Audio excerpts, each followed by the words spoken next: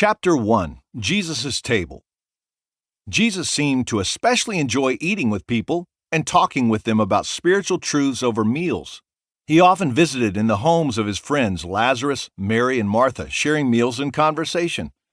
He was also willing to eat with people the religious folks shunned and avoided.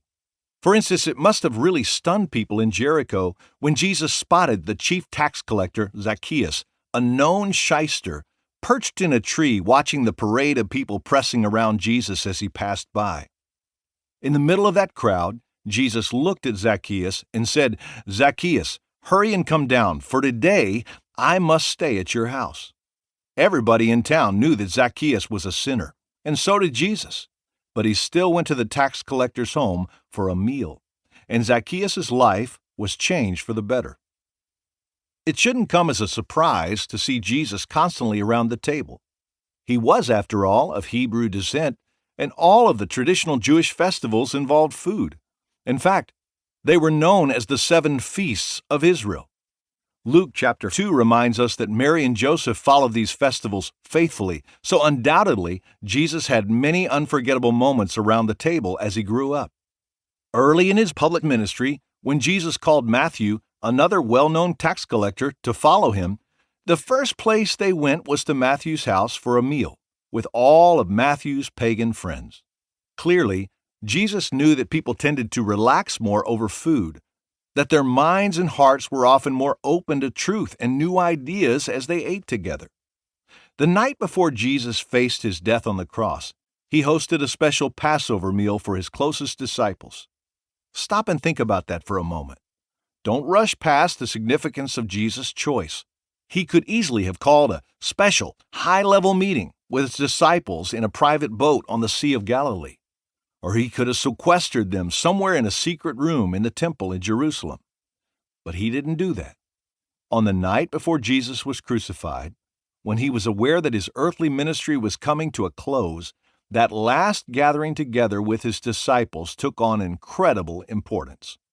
How could the Lord get across the step he was about to take, the plan that was in place, and the way forward to these men whose worlds were about to be turned upside down? A meal.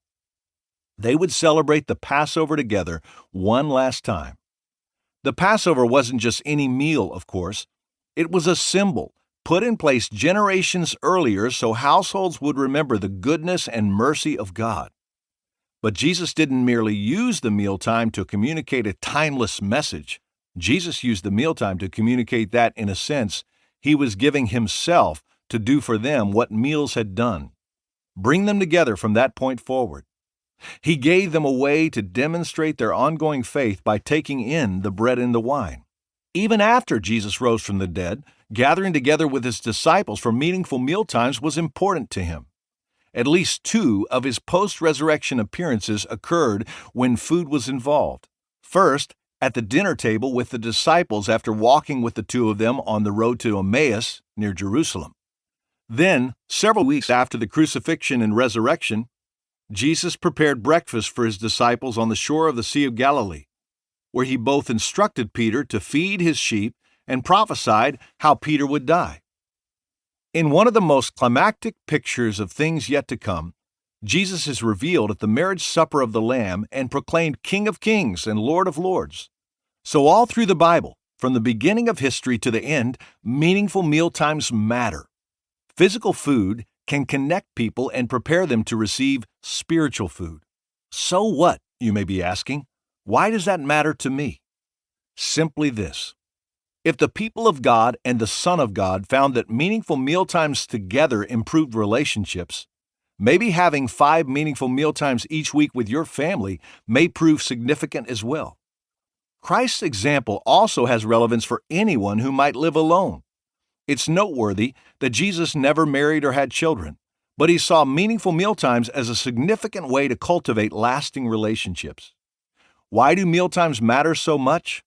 Because they matter to Jesus.